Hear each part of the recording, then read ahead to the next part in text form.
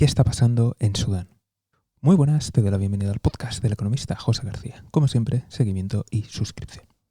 Hoy hablamos del conflicto en Sudán, pero antes vamos a repasar su historia, vamos a ver de dónde venimos, vamos a ver qué ha ocurrido, quiénes son los bandos, qué buscan, cuáles son sus intereses y, antes de nada, como disclaimer, te aseguro que esta no es la típica tertulia que estamos acostumbrados a ver en medios de comunicación o incluso en otros podcasts o medios alternativos compuesta por 4 señores fachas, a cada cual más racista que el otro y, por supuesto, todos blancos europeos. No quiero quitar nada de prestigio a los inigualables títulos universitarios que poseen algunos de estos señores, a que incluso alguno de ellos ha visitado África, pero no por ello su racismo les impide ser rigurosos. Y esto me da igual los años que hayan estudiado el continente, los muchos artículos que hayan escrito y en algún caso extremo que su pareja sea de allí. La forma irrespetuosa, egocéntrica y paternalista con la que se suelen tratar los temas africanos en Occidente, creo que les resta cualquier tipo de relevancia y por supuesto les quita toda la objetividad. Así que si quieres enterarte de verdad, sin pasar por los 4 fachas de siempre, ni por los 4 perroflautas de pobrecitos negritos, pero al menos son felices, pues ya sabes que este es el episodio. Primero de todo vamos a hablar un poquito de la geografía y del lugar de Sudán. Sudán hasta no hace mucho tiempo era el país más grande de todo África. Se encontraba al sur de Egipto, tenía frontera entre otros, además del propio Egipto, también con el Chad, con Etiopía, entre otros, y además tenía salida al mar, concretamente al Mar Rojo. Pero, de nuevo, esto era hace unos años. Porque, como algunos de vosotros recordaréis, y a otros os sonará, existe un nuevo país en África y un nuevo país en el mundo, llamado Sudán del Sur, que como su nombre indica formaba parte de Sudán. Una vez perdido este territorio, el actual Sudán continúa siendo uno de los países más grandes del mundo. Creo que en África ha dejado de ser el más grande, pero es el tercero más grande, y a nivel mundial está dentro de los 20 países más grandes del mundo.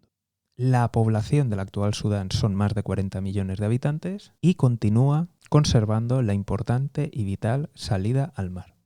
Durante las últimas décadas tuvo un brutal dictador en el poder que cometió algún que otro genocidio, quizá os suene Darfur, y esto va a tener su importancia no solamente para el anterior dictador, sino también para el actual presidente del país y para el actual vicepresidente. Y además mantuvo el conflicto con el sur del país que quería ser independiente, ya que nos encontramos con un norte musulmán y un sur cristiano.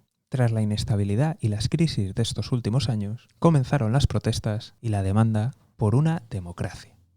Y aquí es donde entran en juego el actual presidente y líder de las Fuerzas Armadas versus el vicepresidente y jefe de la milicia de las Fuerzas de Apoyo Rápido. Estos dos generales no creamos que estaban por allí de paseo, que eran personas concienciadas por la democracia y por los derechos humanos. Habían sido 2 generales que ascendieron e hicieron carrera gracias al conflicto en Darfur, en el que uno ascendió dentro del ejército regular sudanés y el otro se convirtió en el líder de la milicia RSF, o Fuerzas de Apoyo Rápido. Pero al ver las protestas empezaron a oler la sangre y se dieron cuenta que tenían que reinventarse para estar con el lado ganador. De tal forma que estas figuras, con el apoyo popular, dieron un golpe de estado, depusieron al que había sido el dictador por más de 30 años y permitieron el inicio de una incipiente democracia. Un año después, y sorprendentemente, digo sorprendentemente entre comillas, los militares volvieron a dar un golpe de estado. En esta ocasión nos encontramos con los que actualmente son los protagonistas, jefe del ejército y actual presidente de Sudán, jefe de la milicia y actual vicepresidente de Sudán. Que dando malas excusas, dijeron que la transición democrática no iba bien y que por tanto ellos iban a retomar el poder. Pero que nadie se preocupara que habría elecciones libres. Claro que sí, todos nos los creímos. De tal forma que los mismos que habían depuesto al anterior dictador, ahora habían depuesto las iniciativas democráticas y se habían quedado con el poder. Como te puedes imaginar, esto es como Juego de Tronos, si al final solamente puede quedar uno. El presidente y jefe del ejército quiere controlar todos los resortes del poder y para ello había planteado una iniciativa para que las fuerzas de apoyo rápido, la milicia, se integraran en el ejército regular. Teóricamente estaban en negociaciones para ver de qué forma y cuándo esto iba a ocurrir. Por otra parte, el vicepresidente y jefe de las milicias, pues evidentemente también quiere el poder. Y durante este tiempo ha estado fortaleciéndose gracias al control de las minas de oro, al apoyo brindado por Wagner y por Rusia y por otros actores internacionales. De tal forma que nos encontramos con un vicepresidente que en estos últimos años se ha convertido en la persona más rica del país. A ver, se sospecha que es la persona más rica del país, a mucha distancia de los actuales líderes en la capital. Además, la milicia se ha estado profesionalizando, ha aumentado su número, ha aumentado el armamento y ha empezado a recibir incluso material antiaéreo. Eso sí, como os podéis imaginar, ambos líderes han estado diciendo en la televisión una y otra vez continuamente que ellos no quieren el poder, que a ellos no les interesa la política y que bla bla bla bla bla bla. Llegamos a unos días antes del conflicto, las fuerzas de apoyo rápido empiezan a acercarse a la capital.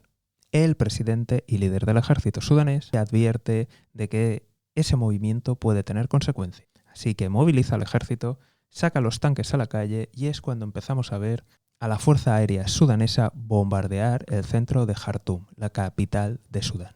Y es que en Jartum no solamente están las bases militares del ejército de tierra, la marina y Fuerza Aérea, sino que además también las fuerzas de apoyo rápido tienen bases militares allí. Entonces hemos visto las sorprendentes imágenes de cazabombarderos bombardeando estas bases, las de la milicia. Mientras las fuerzas de apoyo rápido trataban de dar un golpe palaciego, tomando el aeropuerto internacional, tomando las sedes del gobierno y sobre todo intentando rodear el palacio presidencial y capturar al presidente y jefe del ejército. Estamos hablando de que el ejército sudanés es un ejército, más de 100.000 hombres, 3 ramas militares y que ha sido curtido en combate. Enfrente nos encontramos con las milicias, que más que milicias parecen otro ejército completo. De tal forma que estamos viendo que Sudán tiene a 2 ejércitos que podrían ser el ejército del país luchando entre ellos. Jartum, la capital de Sudán, es una megaciudad de más de 6 millones de habitantes. Una urbe que, a pesar de los problemas del país, en el sur o en Darfur, ha quedado aislada de todos estos tipos de conflictos y de problemas. De tal forma que es la primera vez que sus ciudadanos están viendo y viviendo estos horrores. Es una ciudad que ha vivido una tranquilidad tal que le ha permitido crecer, prosperar y que incluso a día de hoy muchos estudiantes de otros países africanos estaban allí estudiando. Así que ahora con la evacuación de occidentales se teme que la guerra aún va a escalar más. Porque evidentemente para el público sudanés y para todas aquellas personas que estamos atentos a estos asuntos nos queda bastante claro que esto es una mera lucha por el poder.